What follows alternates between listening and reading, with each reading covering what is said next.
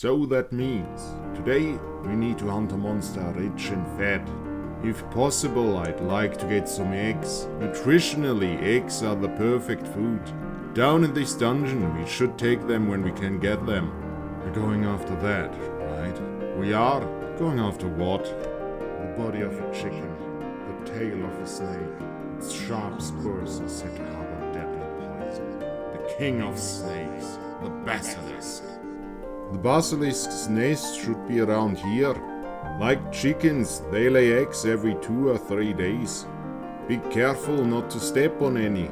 Most aren't fertilized, so they're scattered all around the nest. Here we go. Looks like they were just late. Let's take him before the beast returns. Do these seem a little long to you? Here, hold one. Doesn't it seem a little squishy to you? Caw-caw! Caw-caw! Sounds like a basilisk warning call. Hurry up, Senshi. Wait, I've got to wrap these in a cloth. Ah, the party from earlier is getting attacked. That's the worst way to escape. Oh, man, it's like you're asking to be kicked in the back. Then why not go rescue them? Bah! What? Spread your arms and legs to make your body look as big as possible. Shout in order to appear loud and intimidating. This should be enough to keep the cockatoos at bay. Chill, child. Let's pretend we don't know him. Bob? Yeah! The basilisk has another head in its tail, would seem to be a monster without a blind spot, but it only has a single body. If you draw its attention with simultaneous attacks from multiple sides, pull 2 ways by 2 brains, the body gets confused. Cut off the tail and legs, scold the body briefly and pluck out the feathers. Whoa, it looks like a regular chicken, just bigger. Take out the guts, rub in some spices. The flavor gets better if you let it rest overnight. Please don't die. Let's cook it right now. Prepare the vegetables and herbs to stuff the bird. Why are you using healing herbs anyway? They don't really taste good. Like I said this morning, only eating meat is no good. Oh? That's your reason? What was to nullify the basilisk's poison or something? And anything can be delicious if you cook it right. It looks like it will be a healthy meal. I've got a simple question. What happens if you eat medicine you're supposed to apply to your skin? Beats me. So awkward. Couldn't hurt, right? Stuff it with dried herbs. Tie the opening shut. Let's smoke some of the eggs and meat. We can make a soup with the tail.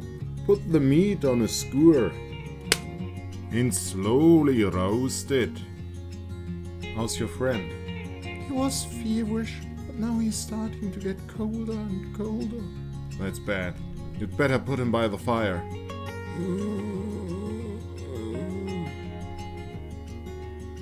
It smells so good. It sure does.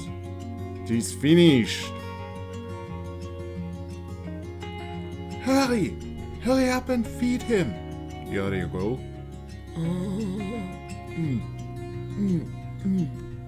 It's juicy and delicious. I'm so sorry about our priorities. His color seems to be a little better. I think he will recover soon. You should eat too. It'll get cold. Wait a minute. I'll cast some light healing magic first. Amazing! They could serve this at a restaurant. It really does taste just like chicken. I hear that snake tastes just like chicken too. Oops. Sorry. Let me cast the healing magic now. I'm lousy at it. Whoops. Wrong equipment. There we go. Heal some more. I feel much better. I'll repay the step. Oh, don't worry about it. Just eat up. It's really tasty. Well then, I've never tasted such a decent meal in the dungeon before. You got to eat a balanced diet. Hello and welcome to my dungeon. My delicious dungeon, to be exact. Hear me out before you click away. Delicious in Dungeon, or Dungeon Meshi as it's called in the original Japanese, is one of the most faithful story adaptations of an old school dungeon crawl that I know of. Period. It does not matter if it's a novel, or comic, or an animation, nothing captures that old school D&D attitude quite like this. Ryoko Kyui has been writing and drawing this manga and has been published in the Harta magazine since 2014. And it currently has 85 chapters in 12 volumes of manga. On the surface of it, it seems like a light-hearted slice-of-life comedy that follows the exploits of a group of adventurers as they explore a mega dungeon. And they also cook and eat the monsters they encounter. So yes, it is a light-hearted comedy. But what surprised me is the depth of the world building and the character development the manga goes into. The world of Dungeon Meshi could be right out of any D&D or more likely Sword World campaign. Sword World is Japan's oldest and most popular fantasy RPG. It's very similar in its themes and mechanics to early D&D. In Dungeon Meshi's world, powerful magic users create dungeons as a place where magical ingredients, such as mandrakes, grow and can be harvested. Since dungeons also spawn and attract monsters, this harvesting is usually done by adventurers. This is the dungeon the story is set in so far. A vast underground castle town. So far so good, but what sets Dungeon Meshi apart is how it elaborates and explains part of the world that are usually just hand-waved as magic. Have a look at this life cycle of a mimic chest, for example. It's not just a magical beast, it's like a hermit crab, moving into ever bigger containers, living off smaller critters, and eventually the poor thief who has to check the chest for traps. The group's thief is traumatized by his many mimic encounters. Granted, much of this world building is used to explain what a monster tastes like and how it can be cooked. One time, for example, they dismantle a fire trap. It is explained how it sprays oil that is then ignited to create a flame. What oil is used? Turns out it's olive oil. So the dwarf gets his adamantine wok ready to cook up some deep-fried giant bad tempura. Furthermore, beyond the in-depth world building and delicious looking food, the whole story also captures the old school style of role-playing games. These adventurers are no superheroes. They have very limited powers and resources, and have to make the best use of this to get by and survive the dangers of the dungeon. Monsters, traps, and the environment itself are deadly. The whole story gets kicked off by the group's healer getting eaten by a red dragon. The group cannot just overpower these challenges. They have to find clever solutions, bypass traps, fight monsters with the right strategy, improvise. One time, they built suits out of giant frog skin to bypass anemone-like tentacles that block the stairwell to the next level.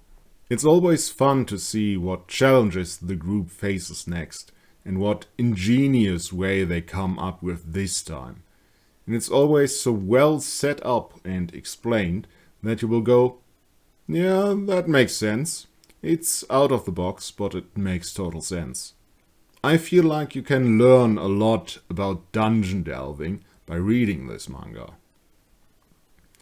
All of the characters also have more depth to them and are much more interesting than they appear at first glance. The dwarf, for example, Senshi, has been living off the dungeon for 10 years and is even growing vegetables on the backs of 3 mud golems on the second level. Or the elf is actually researching dungeon construction because since magic school she has dreamed about creating a dungeon herself, a safe dungeon where adventurers don't have to fear for their lives. And every character is like that. There's more to the adventurers, more to the monsters, and more to the dungeon itself than first meets the eye, and the story becomes more complex as the manga goes on. I also want to mention that the presentation is very low fantasy. There's almost none of the usual over-the-top manga style and fan service. Everything looks down to earth and believable. Everyone is wearing practical clothing and armor and using weapons of believable size. I can wholeheartedly recommend you check out this manga. There's also an anime adaptation from Studio Trigger coming out in the near future, and I'm very much looking forward to that. I think this aspect of adventuring is often overlooked.